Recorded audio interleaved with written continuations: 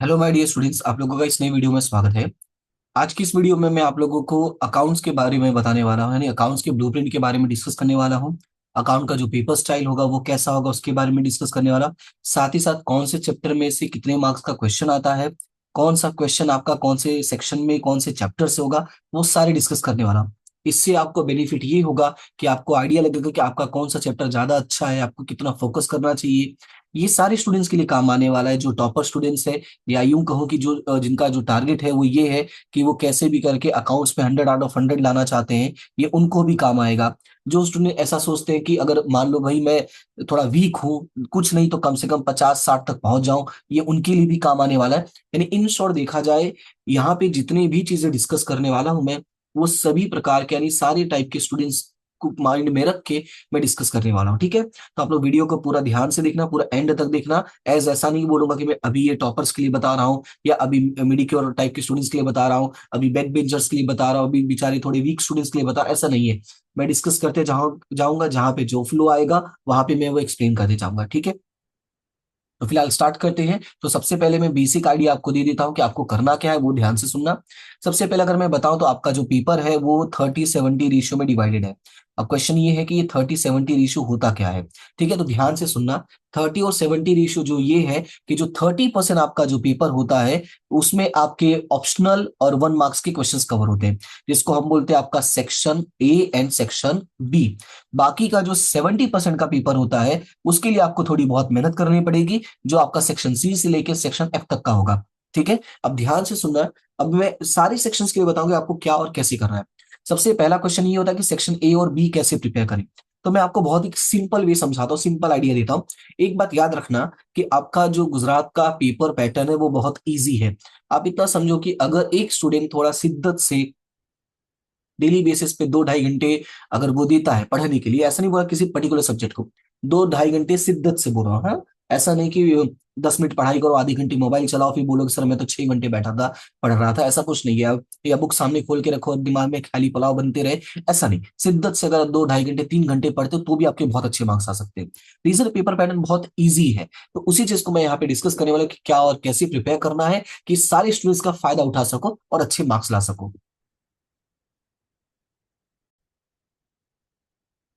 तो सबसे पहले मैं आपको सेक्शन ए और सेक्शन बी के लिए थोड़ा सा आइडिया दे देता हूँ। जैसे मेरा जो पर्सनल एक्सपीरियंस रहा है, एज ये चीजें मैं 2-3 साल से कंटिन्यू बेसिस पे बहुत ही कहते हैं ना शिद्दत वाला तरीके से कर रहा हूँ मैं।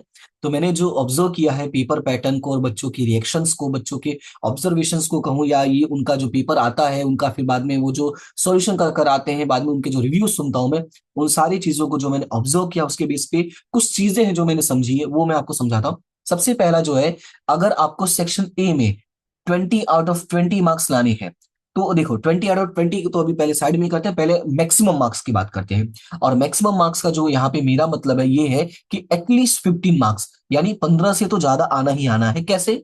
वो ये है कि आपके बुक में जितने भी चैप्टर्स अवेलेबल हैं, उन चैप्टर्स के देखो, बुक में जितने भी चैप्टर्स अवेलेबल है, चैप्टर्स के एक्सरसाइज में जितने एमसीक्यूज हैं, ऑल एमसीक्यूज आप कवर कर लो। इसमें आपके फिक्स है कि मोर देन 15 मार्क्स तो आपके कहीं नहीं गए। ये पहला काम हो गया। फिर क्वेश्चन ये राइज होता है कि सर 20 आउट ऑफ 20 क्यों नहीं? मैं उसका रीजन देता हूं। मैंने जो ऑब्जर्व किया है वो ये है कि एक ना एक एमसीक्यू ऐसा आ ही जाता है जो अंदर से होता है, बुक के एकदम अंदर से होता है, और बच्चे उसमें फंस जाते हैं। कुछ ऐसा क्वेश्चन दे देता है, घुमा के दे देता है, ट्रिकी दे देता है, जो बच्चे फंस जाते हैं। जैसे मैं आपको समझाऊं, पिछले 3 सालों में जो मैंने पेपर ऑब्जर्व किया, जैसे लास्ट ईयर का ही मैं पेपर बता दूं, जो 2024 का पेपर आया था उसमें ऐसे 2 क्वेश्चन आए थे। पहला ही क्वेश्चन था जिसमें कैपिटल रेशियो बुक में मेंशन है और एग्जाम में प्रॉफिट एंड लॉस रेशियो दे दिया था। अब बच्चे जब भी क्वेश्चन सॉल्व करते थे तो माइंड में क्या होता था? कैपिटल रेशियो होता था। क्योंकि होता क्या है ना, हम जब किसी चीज को इतनी बार सॉल्व कर लेते हैं ना, तो हमारे माइंड से क्वेश्चन रीड करने की हैबिट ही खत्म हो जाती है। और इसीलिए मैं कहता हूं कि कोई भी क्वेश्चन को पहले ध्यान से पढ़ो, क्योंकि एग्जामिनर अगर आपको एक वर्ड भी चेंज कर दिया तो आपका पूरा क्वेश्चन चेंज हो जाता है। इसलिए क्वेश्चंस को ध्यान से पढ़ो। बच्चों ने यही मिस्टेक किया, उन्होंने ध्यान से पढ़ा नहीं और आंसर जो दिया वो कैपिटल के अकॉर्डिंग दिया और देना था प्रॉफिट एंड लॉस के अकॉर्डिंग। ये एक क्वेश्चन था। दूसरा क्वेश्चन था सीबी का। ये मैंने शायद इसके पहले भी डिस्कस किया होगा, आपने में भी शायद सुना होगा मुझसे। सीबी वाला क्वेश्चन आया था, जो नॉर्मली ओसी में मेंशन है वो है 1992, बट अकाउंट की बुक में मेंशन है कि 1991 में स्टेब्लिश हुआ था, और बच्चों ने आंसर टिक किया था 1992, और वो आंसर बोर्ड के अकॉर्डिंग रॉन्ग था। जो पेपर सॉल्यूशन प्रोवाइड किया गया था, इवन टीचर्स ने बोला भी, लेकिन फिर जो सीनियर टीचर्स थे, जैसे होता ना जो बहुत सालों से इस फील्ड में है, उन्होंने बहुत सिंपल वे में कहा कि अगर हम अकाउंट्स का सब्जेक्ट पढ़ रहे हैं, अकाउंट्स का सब्जेक्ट लिख रहे हैं, तो हमें उसी के आंसर को फाइनल आंसर कंसिडर करना चाहिए। और सीबी का जो आंसर था वो 1991 में था, वो था अकाउंट की बुक्स में। तो हुआ क्या, जैसे मैंने मान के चलो अगर 132 सप्लीमेंट्री हम डेली हाथ में पकड़ते थे, ठीक है, तो मान के चलो अगर हम 10 दिन कॉपी चेक, आई इस बात तो शायद ज्यादा ही हो गया था, अगर मान लो हम 10 दिन चेक किए तो लगभग 1000 सप्लीमेंट्री का आसपास हाथ में लिया था। 1000 सप्लीमेंट्री में बहुत ही रेयर स्टूडेंट्स थे, एक या दो स्टूडेंट्स जिसके 20 आउट ऑफ 20 एमसीक्यूज राइट थे, एक या दो स्टूडेंट्स। रीजन वही था कि या तो ये गलत होता या तो ये गलत होता। इसलिए मैंने कहा कि पहले तो आप अपने आप को ये 15 एमसीक्यू से ज्यादा लेकर जाओ, और उसके बाद क्या करो, जब आप क्वेश्चंस को सॉल्व करते हो तो वो खत्म करने के बाद एक दो दिन 3 दिन का टाइम देके बुक्स की थियोरी रीड कर लेना। अगर आपसे नहीं हो पाता तो आप मुझे बताना, मैं उसका भी आपको सजेशन प्रोवाइड कर दूंगा, उसका भी सॉल्यूशन मैं आपको प्रोवाइड कर दूंगा, कुछ नोट्स टाइप के हैं जो मैं आपको प्रोवाइड कर दूंगा। ठीक है, ये पहला काम हो गया सेक्शन ए के लिए। बात करते हैं सेक्शन बी के लिए, तो सेक्शन बी के लिए ज्यादा परेशान नहीं होना है, बुक में से ही फॉलो करना है जो आपका बुक है, सेम वे में। ठीक है, इसमें कोई इशू नहीं होने वाला, इसमें सब बुक का ही आता है, इसलिए टेंशन नहीं है। एमसीक्यूज में थोड़ा इशू होता है, वो मैंने आपको समझा दिया कि क्या और कैसे करना है। इसलिए अगर आपने मेरी क्लास कभी अटेंड की होगी, चाहे यूट्यूब पे हो, चाहे रियल में हो, चाहे जहां पे भी हो, मैं थियोरी भी बताता हूँ, चाहे अकाउंट्स हो चाहे स्टेट्स हो, अंडरलाइन करवा देता भाई, इसको याद रखना, क्योंकि वो पूछते हैं। तो आपको जब 20 आउट ऑफ 20 चाहिए तो ये थोड़ा मेहनत करना पड़ेगा। अब बात करते हैं हम चैप्टर्स के वेटेज की। तो चैप्टर्स के वेटेज की बात करते हैं, तो वेटेज ऐसा है कि ये विदाउट ऑप्शन वाला, यानी जो पहले था चलता था 2022 तक, वो ये था कि फर्स्ट चैप्टर में से 5 मार्क्स का आता, सेकंड में से 11 मार्क्स का आता, थर्ड में से 7 मार्क्स का आता, फोर्थ में से 6 मार्क्स का, फिफ्थ में से 10 का, सिक्स में से भी 10 का, और आपका 7 में से 7 का। राइट, ये मार्किंग सिस्टम था, और टोटल जो था वो 56 मार्क्स का आपका पेपर आ रहा। बट राइट नाउ जो पिछले साल से पेपर पैटर्न फॉलो हो रहा है 2023 एंड 24 से, वो पेपर पैटर्न ऐसा हुआ कि इन लोगों ने वेटेज विद ऑप्शन दिया है। अब क्वेश्चन ये सर, वेटेज विद ऑप्शन में क्या होता है? तो जैसे आप लोगों ने पेपर कभी देखा होगा, तो नॉर्मली पहले कैसा होता है, जैसे मान लो क्वेश्चन नंबर 21 है, तो इसके ऑप्शन में एक और 21 होता, मतलब इन दोनों के ऑप्शन में ही कोई क्वेश्चन आपको सॉल्व करना होता, और ये दोनों क्वेश्चन एक ही चैप्टर से होते थे। ठीक है, और कभी कभी ऐसा था कि बच्चे वो चैप्टर्स का अच्छे से नहीं किए तो फंस गए फिर। लेकिन इस बार कैसा है, यानी ये जो वेटेज विद ऑप्शन होता है, इसमें ऐसा होगा 21, 22, 23, आपको इन तीनों क्वेश्चन में से कोई दो क्वेश्चन सॉल्व करना है। तो इसमें क्या, थोड़ा आपको एक आइडिया लग जाता है कि भाई मैं कौन से चैप्टर में ज्यादा टाइम दे सकता हूँ। ठीक है, तो ये होता है आपका वेटेज विद ऑप्शन। अब इसमें किया क्या है, सबसे पहले अकाउंट का जो फर्स्ट चैप्टर था वो तो 5 मार्क्स का, ये सेकंड में भी कोई चेंज नहीं किया है। चैप्टर नंबर थर्ड में मेजर चेंजेस किया, इसमें 11 मार्क्स का कर दिया है।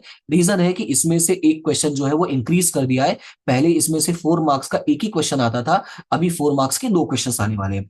चैप्टर नंबर 4 में कोई मेजर चेंजेस नहीं है, पहले भी 6 का था, अब भी 6 का है।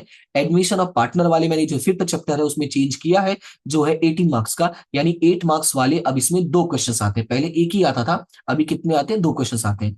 चैप्टर नंबर 6 में कोई चेंजेस नहीं है, चैप्टर नंबर 7 में चेंजेस किया है, और वही चेंजेस किया है जो इसमें 3 मार्क्स वाले एक क्वेश्चन आते थे, अभी कितने आते हैं, दो क्वेश्चन आते हैं। तो इस टाइप का थोड़ा थोड़ा चेंजेस किया है। अभी मैं आपको पेपर पैटर्न भी जब दिखाऊंगा तो आपको आइडिया लगेगा कि कैसे क्या जो है वो प्रॉपर पैटर्न है इसका। ठीक है, अभी थोड़ा आगे चलते हैं, और आगे चलते हैं यहाँ पे देखोगे तो पार्ट 2 की बात करते हैं। तो पार्ट 2 में जो पहला चैप्टर है वो आपका 10 मार्क्स का था, 5 मार्क्स का था, सेकंड चैप्टर थर्ड 11 का था, फोर्थ 6 मार्क्स का था, फिफ्थ जो है वो 8 मार्क्स का था, सिक्स जो है 4 मार्क्स का था, और ओवरऑल जो आपका 44 मार्क्स का था। बट इन लोगों ने मार्क्स इंक्रीज किया, और मार्क्स इंक्रीज किया तो जो यहाँ पे मार्क्स पहुंचा है वो 18 हो गया है, 8 हो गया है, 11 हो गया है, 6 हो गया है, 8 हो गया है। यानी अगर ऑब्जर्व करोगे तो कुछ चैप्टर्स में मार्क्स इंक्रीज किया, कुछ में इंक्रीज नहीं किया। जैसे फर्स्ट चैप्टर में इंक्रीज किया और उसमें आपके दो क्वेश्चन आते हैं, पहले एक आता था। यहाँ पे भी जो 8 मार्क्स का कर दिया है, पहले एक क्वेश्चन आता था, अभी कितने क्वेश्चन आते हैं, दो क्वेश्चन आते हैं। तो इस वे में इन लोगों ने पेपर पैटर्न चेंज किया है, और आपका जो ओवरऑल पेपर होता है वो कितने मार्क्स का हो गया, 130 मार्क्स का। यानी विथ ऑप्शंस के साथ 130 मार्क्स का है। यानी आपको उसी तरीके से प्रिपरेशन करना है कि आप पूरा 100% मान के चलो कि भाई आपको सब कुछ पढ़ना है। ठीक है, ये उनके लिए है जो चाहते हैं कि 100 आउट ऑफ 100 आए, जो अच्छा मार्क्स चाहते हैं, 90 मोर देन 90। राइट, ये उनके लिए है। अभी थोड़ा चलते हैं पेपर पैटर्न देखते हैं कि आपका जो पेपर पैटर्न होगा वो कैसा होगा। तो अगर मैं पेपर पैटर्न की बात करूं तो टोटल एफ सेक्शन तक होता है, टोटल 6 सेक्शन होते हैं। आपका जो फर्स्ट सेक्शन है वो 20 मार्क्स का होगा, सेकेंड सेक्शन 10 मार्क्स का, थर्ड 12 मार्क्स का होगा, जिसमें आपको तीन तीन तीन मार्क्स के 4 क्वेश्चन होते हैं, टोटल 6 रहेगा, जिसमें सॉल्व कितना करना होगा, सिर्फ 4। उसके बाद आपका जो सेक्शन डी है वो 12 मार्क्स का रहेगा, 12 मार्क्स का। उसमें आपको तीन ही क्वेश्चन सॉल्व करने होते हैं और 4 मार्क्स हर क्वेश्चन का होता है। टोटल 5 क्वेश्चन रहेंगे एग्जाम में। सेक्शन ई जो है उसमें टोटल 5 क्वेश्चन रहेंगे, आपको सॉल्व सिर्फ तीन ही करना है, और ये 24 मार्क्स का होगा। फिर सेक्शन एफ में 2 ही क्वेश्चन होगा, इसमें कोई ऑप्शन अवेलेबल नहीं है, कंपलसरी होता है, ठीक है। ये हो गया आपका 100 मार्क्स का पूरा पेपर पैटर्न कैसा रहेगा। अब यहाँ पे ये रहा आपका पूरा पेपर का पूरा ब्लूप्रिंट। अब ये जो ब्लूप्रिंट है वो कैसे बनाया है, तो मैंने बहुत क्लियरली बताया था लास्ट टाइम भी, इस टाइम भी मैं आपको बता रहा हूँ कि ये जो पेपर है पिछले 2 साल का, जो जैसे इस साल का भी और पिछले साल का भी मैंने वेरीफाई करके वापस किया, इसलिए नहीं तो मैं बहुत पहले प्रोवाइड कर देता। मैं आराम से वेरीफाई किया, वही जैसा था वैसे ही है कि नहीं है, कि कुछ चेंजेस तो नहीं हो गया है। तो इसमें जैसा पेपर में पूछा था उसके अकॉर्डिंग ही, लाइक फर्स्ट चैप्टर में से 2 MCQs है, तो यहाँ पे मैंने देखो 2 लिखा हुआ है। उसमें से 1 मार्क्स का एक क्वेश्चन का है तो वो भी मैंने लिखा हुआ है। 3 मार्क्स का एक क्वेश्चन तो वो भी मैंने लिखा नहीं, जो जैसा पूछा था उसके अकॉर्डिंग प्रॉपर वे में पूरा वैसा ही मैंने यहाँ पे लिखा हुआ है, ठीक है। तो पहले एक बार इसको देख लेते हैं, फिर मैं आपको समझाता हूँ क्या और कैसे। एमसीक्यूज तो देखो सारे करने हैं, यहाँ पे देखोगे तो लगभग हर चैप्टर में से एमसीक्यू आया ही है, एक्सेप्ट 2 चैप्टर्स, एक है आपका कंपनी फाइनल अकाउंट और एक है आपका पार्टनरशिप फाइनल अकाउंट। रीजन है इन दोनों में से आपको 11-11 मार्क्स का डायरेक्टली क्वेश्चन आता है, डेट्स वाइज में से कोई एमसीक्यूज नहीं, बाकी आपको सारे चैप्टर्स में से एमसीक्यू करने हैं। फिर अगर मैं बात करूं 1 मार्क्स के लिए, तो देखो 1 मार्क्स के लिए भाई आप सेम ही तरीके से करना कि आपको सारे चैप्टर्स के सारे क्वेश्चंस करने, कोई भी चैप्टर्स का क्वेश्चन छोड़ना नहीं। कौन सा सेक्शन का, आपको सेक्शन बी के लिए आपका जो क्वेश्चन नंबर 2 होता है, जो 1 मार्क्स वाले होते हैं, 1 वर्ड्स वाले होते हैं, वो सारे करने हैं, ठीक है। हमारा जो प्रिपरेशन स्टार्ट होगा वो होगा सेक्शन सी से। क्लियर है इतना।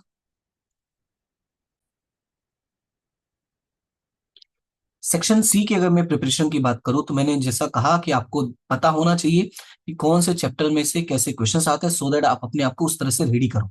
तो अगर मैं सेक्शन सी की बात करूं, तो पहला जो क्वेश्चन होता है वो होता है आपका चैप्टर नंबर 1 से। और चैप्टर नंबर 1 छोड़ने का कोई मतलब नहीं है, इसके इंपॉर्टेंट क्वेश्चंस भी मैं आपको बता दूंगा। आपको जो नेक्स्ट वीडियो में प्रोवाइड करूंगा उसमें मैं आपको इंपॉर्टेंट क्वेश्चंस भी बताऊंगा हर चैप्टर के।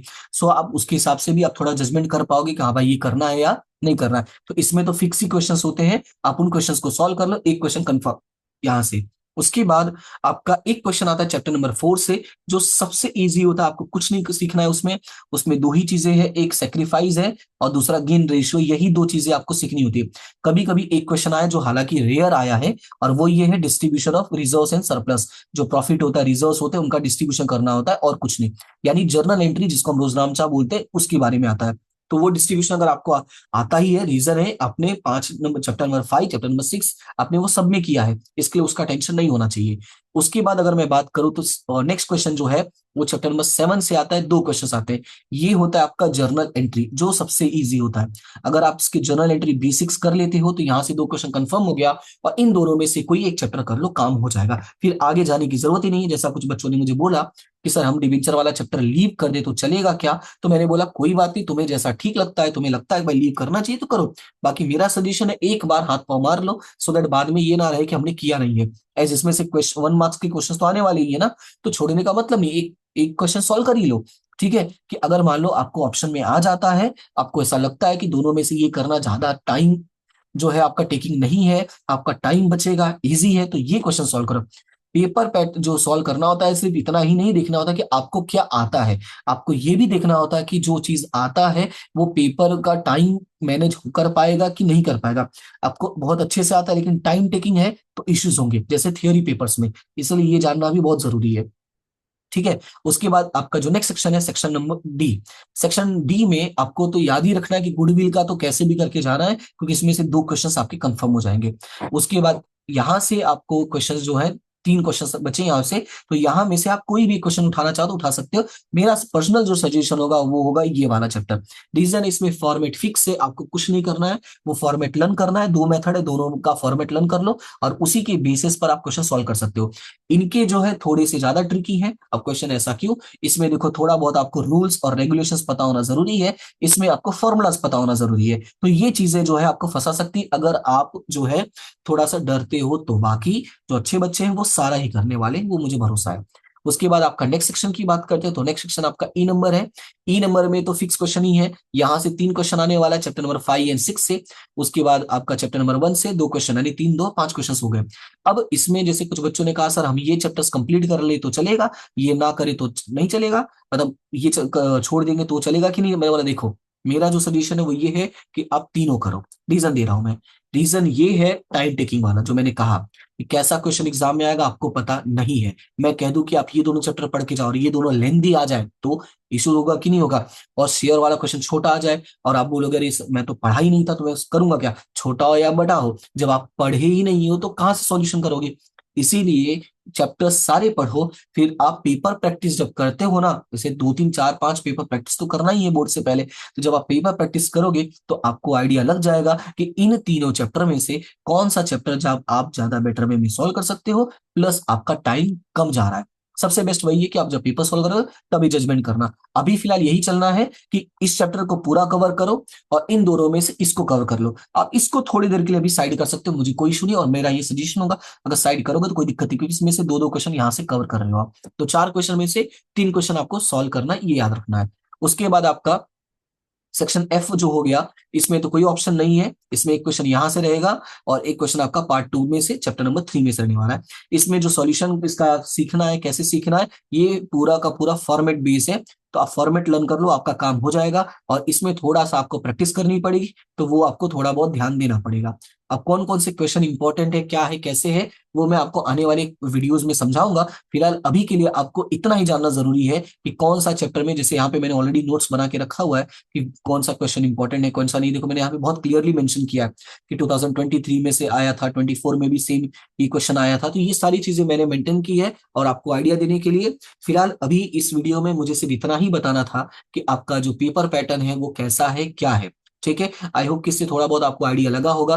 बाकी जो भी आपके सजेशंस, आपकी प्रॉब्लम, आपके जो भी माइंड में हो, आप शेयर कर सकते हैं। जैसे कुछ बच्चों ने मुझे पर्सनली बताया कि उन्हें अदर सब्जेक्ट्स के भी जानने हैं। और देखो मेरे पास जितनी ताकत है, जितना है, मैं जितना कर सकता हूँ ईमानदारी से उतना ही करने की कोशिश करूंगा और आपको जो है वही प्रोवाइड करूंगा। ऐसा नहीं कि फेंका फेंकी करके वो सब नहीं काम होगा मुझसे, और वो सही भी नहीं है, क्योंकि मेरे बहुत सारे ऐसे स्टूडेंट्स हैं जो भाई जो जिनको मैं पर्सनली जानता हूँ वो भी देखते हैं। तो मैं नहीं चाहता कि कोई भी मिस इन्फॉर्मेशन मैं आपको प्रोवाइड करूँ। ठीक है, तो फिलहाल ओवरऑल कंक्लूजन यही याद रखना है आपको। एक बार एनी हाउ टारगेट यही रखो कि आने वाले 10 दिनों में आप पूरा सिलेबस खत्म करो। अगर आप सेल्फ स्टडी कर रहे हो तो, बाकी आप ट्यूशन स्कूल्स के भरोसे हो तो जितनी देर में उनका खत्म होता है ट्राई करो कि उनको कहो कि सर दिसंबर से पहले फिनिश कर लो, सो दैट कि आप जनवरी फरवरी ये 2 महीने आप अपने रिवीजन में दे पाओ। ठीक है, रिवीजन में याद रखना है कि आपको रिवीजन करना है। रिवीजन का मतलब ये नहीं होता कि बुक लेके बैठ जाओ सिर्फ क्वेश्चन सॉल्व करते रहो। रिवीजन का मतलब है रिवीजन के साथ साथ आपको पेपर भी प्रैक्टिस करना है, क्योंकि सबसे बड़ा इशू यही होता है कि पेपर छूट जाता है। इस बार काफी सारे बच्चों ने मुझे बोला, जैसे एक स्टूडेंट था, उससे मेरी बात हुई कि तुम्हारे कितने मार्क्स हैं, तो उसने बोला सर मेरे 80 मार्क्स आए हैं। तो मैंने बोला यार और अच्छा कर सकते हो। बोलता सर प्रॉब्लम ये था टाइम मैनेज नहीं हो पाया। बोला अच्छा ठीक है बताओ कितना नंबर का पेपर सॉल्व किया था। तो उसने मुझे जो जवाब दिया वो बहुत सुनने लायक था। उसने बोला सर मैंने फाइनल अकाउंट छोड़ दिया था। तो फाइनल अकाउंट कितने मार्क्स का था, 11 मार्क्स का। फिर बोला सर एडमिशन का एक क्वेश्चन छूट गया, नहीं कितने मार्क्स का, 8 मार्क्स का। तो ये कितने मार्क्स हुए, 19 मार्क्स का। आप सोचो 100 मार्क्स में से उसने 19 मार्क्स का पेपर छोड़ दिया था। यानी किया कितना था सर, 81 मार्क्स का। और उस 81 में से उसके कितने मार्क्स है, 80 मार्क्स है। इट क्लियरली शोज कि he was not able to complete the paper. Otherwise उसको आता था, सिर्फ पेपर कंप्लीट नहीं कर पाया। और वो दिखाता है lack of paper practice, lack of proper planning. वो समझ ही नहीं पाया कि कौन से क्वेश्चन में कितना टाइम देना चाहिए। और यही वजह है कि मैंने आपको ये सारी चीजें बताई हैं कि आपको पता रहना चाहिए कि आपको कौन से चैप्टर में से कितने क्वेश्चंस आते हैं, क्या आता है और किसमें टाइम कम लगेगा। आपको कितना आता है, बोर्ड वालों को उससे कुछ फर्क नहीं पड़ने वाला। बोर्ड वालों को सिर्फ इतना दिखाएगा कि भैया लिखा है कि नहीं लिखा है। लिखा है तो मार्क्स देंगे, नहीं लिखा है तो घर से थोड़ी ला के देंगे। बात समझ में आया कि नहीं। तो इसीलिए ये भी ध्यान रखना है कि पढ़ना भी है, पेपर प्रैक्टिस भी करना है, टाइम पे फिनिश भी करना है। ठीक है, सो आई होप कि ये सारी बातें आप समझ गए होंगे। बाकी कोई हो सजेशन हो, जैसा मैंने कहा, आप कमेंट सेक्शन में बता सकते हैं। ठीक है, अभी के लिए इतना ही, मिलते हैं नेक्स्ट वीडियो में जिसमें मैं आपको इंपॉर्टेंट क्वेश्चंस के बारे में बता दूंगा। और वो वीडियो सारे मीडियम स्टूडेंट्स के लिए है, सो कोई प्रॉब्लम नहीं होगा। हिंदी इंग्लिश गुजराती सारे बच्चे को कवर कर सकते हैं। ओके, तो अभी के लिए इतना ही। ये वीडियो थोड़ा शेयर कर सकते हो तो शेयर जरूर करना, नहीं तो कोई प्रॉब्लम नहीं है। बच्चे जो है ढूंढते ढूंढते आ ही जाएंगे। जब प्यास लगेगी तो कुआं जो ढूंढते हैं ये आ ही जाएंगे, इतना मुझे भरोसा है। तो फिलहाल मिलते हैं नेक्स्ट क्लास में, तब तक के लिए thank you so much and have a good day. और हंसते रहो, मुस्कुराते रहो और आगे बढ़ते रहो।